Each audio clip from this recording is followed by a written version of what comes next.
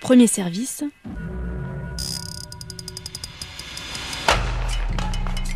Du lundi au vendredi, de 12h à 13h. Invités, reportages, chroniques et musique.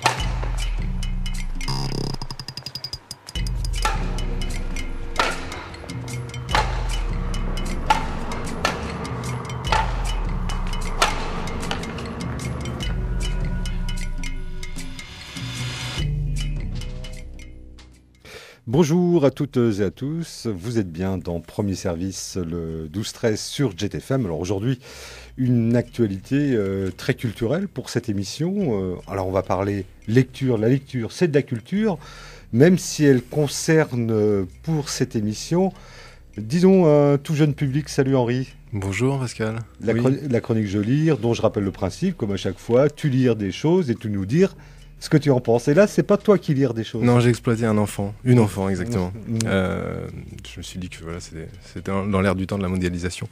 Donc exploiter un enfant, et puis en plus, une lecture sans texte, mais avec de l'image. Il sera question de Monsieur Lapin. Hein, Exactement. On en saura un petit peu plus dans quelques secondes avec la chronique Je lire d'Henri. Et puis, je disais qu'on parlait de culture. On va parler de culture de théâtre notamment. Et puis d'un projet qui se déroule actuellement jusqu'au 27 octobre sur la commune du Pèlerin. C'est la Cour des Miracles. Alors, une Cour des Miracles pour laquelle on va donner quelques points de repère. Alors, pour ce faire, nous avons d'ores et déjà 4 invités dans ce studio.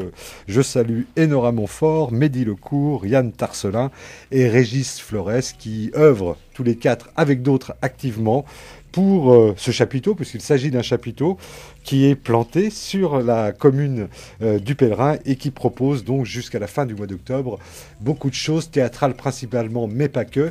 Et on verra quels sont un petit peu les dessous de ce projet culturel et partagé. Ce sera, disons, le gros de cette émission. Et puis je salue Damien Fourcault qui est à la réalisation de ce direct. J'ajoute, pour être complètement complet, comme dit l'autre, à l'issue de cette émission, ce premier service, c'est bien une diffusion du concert de Thomas Bellum. C'est une proposition Henri Landré, un choix Henri Landré, parce que Thomas Bellum est en concert ce soir. On sur Radio France où on nomme les programmateurs. Ou à Télérama. Oui, Thomas Bellum, on l'avait diffusé dans le deuxième service de vendredi dernier, un concert enregistré en avril dernier à Stérolux dans la salle Micro. Il joue ce soir en première partie des Tindersticks. Je ne sais pas exactement, j'imagine qu'il joue aussi avec eux, parce qu'il les a souvent accompagnés à la batterie.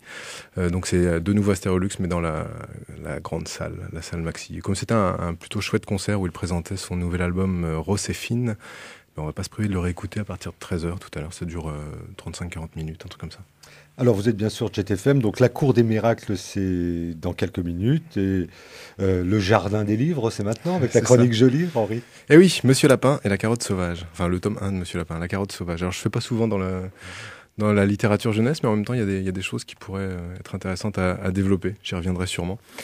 Je reçois des communiqués de presse par des gens qui tiennent des maisons d'édition, notamment les maisons d'édition d'Héron dans l'eau.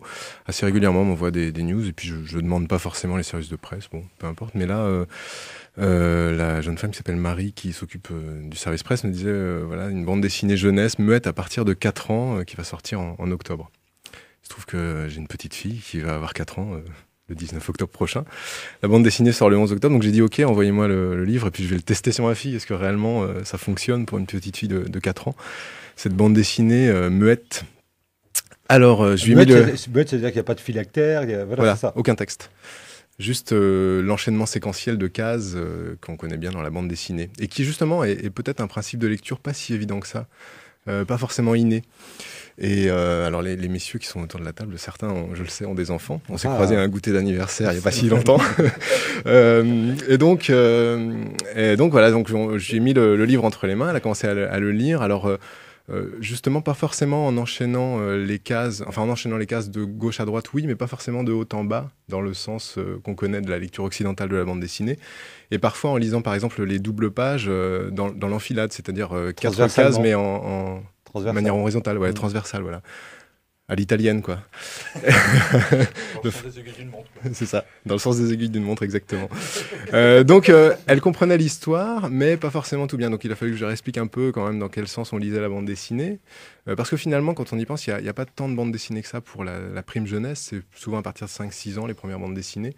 Même quand elles sont muettes. Je pensais vraiment qu'il y en avait pour un En fait, très, c'est très surtout jeune public. des livres d'images, de grandes images, avec un texte off au-dessus, en dessous.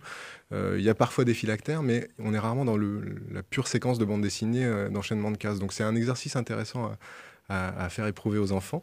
Et pour l'histoire de Monsieur Lapin, je vais laisser Anna en parler. Donc je l'ai enregistré lire, me parler de la bande dessinée, mais du coup elle s'est mise à lire l'histoire. Et puis alors vous allez voir, il y a des commentaires qui se rajoutent, parce que bon, c'était un peu fastidieux d'écouter peut-être toute l'histoire. Il y a combien T'aurais de pu faire pages plusieurs volets. Il y a 40 pages, voilà. Je vais vous faire la fiche technique avant qu'on écoute Anna. Donc 40 pages en couleur, ça coûte 12,50 € et les auteurs, je ne les ai pas cités, et c'est important, Loïc Dauvilliers et Baptiste Amsalem. Donc c'est le tome 1 de Monsieur Lapin, La carotte sauvage, aux éditions Delron dans l'eau. C'est un joli format carré. On écoute donc 5 minutes, Anna qui raconte l'histoire, puis commente un peu autour, puis vous allez voir qu'il y a des goodies dans ce livre, j'y reviendrai. Des bonus. Des bonus. Cet album de monsieur, bon, ça appartient. Ah, ici? Ouais. Cet album appartient à Anna. Pourquoi faut qu'on signe tous les prénoms? Non, t'es pas obligé. Monsieur Lapin et la carotte sauvage. Des ronds dans l'eau. C'est le nom de l'éditeur. Attends, hop, hop, Non. hop, hop. Non, c'est pas ça. Hop, hop. Regarde, c'est ça. 1, 2, 3, 4, 5, 6, 7. Ah Tu oui. comprends? Tu vas de gauche à droite et de haut en bas. Tu vois? Ah non, Gauche, droite. je vais dire Ouais. 1, 2, Non, 1, 2. non. 1, 2, Non, 3, 4. attends, je vais dire 1, 2, 3, 4. Voilà. C'est ça? Non, c'est en haut. Après, c'est 5, 6, 7. Exactement. Et voilà qu'on lit. Le début. Monsieur Lapin marchait, il se comme dans quelque chose. Et cette chose, c'est une carotte.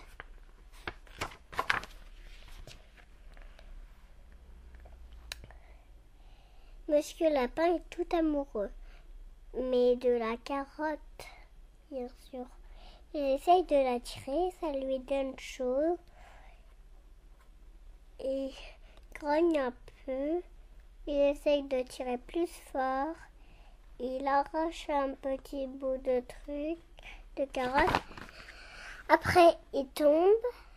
Après, il fait enfuir un petit lapin.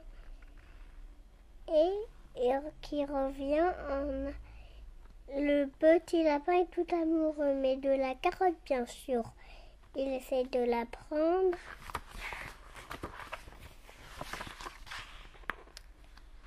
Monsieur Lapin lui prend le petit lapin par les oreilles et lui dit non. Cette carotte, c'est à moi. Tu pars. Monsieur Lapin, c'est enfin à moi, dit Monsieur Lapin.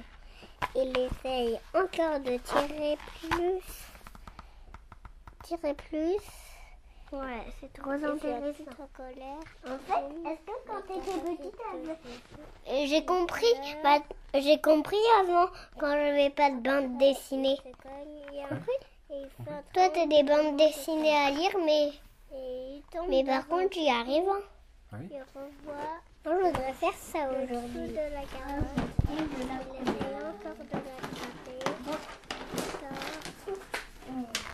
peut-être avec mon bic, mais là, je fais comme ça. Et plus. Tiens, on va le voir. Et c'est quoi ton nom préféré? Elle retourne. Putain, la carotte se craque. J'aimais bien quand il a tiré la carotte, elle devenait longue Papa, je pourrais en redessiner un lapin? Ah oui, rajouter le... T'aimes bien les dessins? Oui, je dis ça. Le petit essaye de l'attirer. Je crois que la carotte se prend le petit nez rouge. Après,